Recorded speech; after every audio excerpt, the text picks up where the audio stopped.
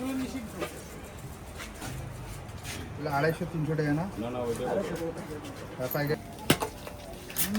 আমি ভাই অত জোরে মারে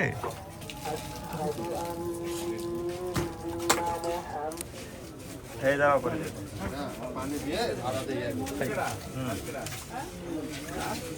জাতীয় ভোক্তা অধিকার সংরক্ষণ অধিদপ্তর দিনাজপুর জেলা কার্যালয় থেকে আজকের এই অভিযানটি পরিচালিত হলো। আমরা আজকের এই অভিযান থেকে বেশ কিছু পর্যবেক্ষণ পেয়েছি যে এখানে আমরা কিছু নিষিদ্ধ পণ্য এগুলো পেয়েছি, সেগুলো আমরা ধ্বংস করেছি এবং সেখানে সতর্ক করে ব্যবস্থা গ্রহণ করা হয়েছে। একই সাথে কাঁচা বাজার সহ মশলার বাজারে আমাদের অভিযান পরিচালিত হয়েছে, সেখানে মূল্য তালিকা টানানো সহ নির্দেশনা প্রদান করা হয়েছে এবং খাবার হোটেলগুলোতে যাতে ভোক্তারা নিরাপদ খাদ্য পায় সে বিষয়ে নির্দেশনা প্রদান করা হয়েছে এবং যাতে অধিকতর সচেতন হয় খাদ্য প্রস্তুতি সে বিষয়ে নির্দেশনা প্রদান করা হয়েছে এবং সম্মানিত ভোক্তাবৃন্দকেও জাতীয় ভোক্তা অধিকার সংরক্ষণ অধিদপ্তরের যে হটলাইন নাম্বার 16121 এ বিষয়ে নির্দেশনা প্রদান করা হয়েছে। আজকের এই অভিযান থেকে 5টি প্রতিষ্ঠানে 8,000 টাকা জরিমানা করা হয়েছে।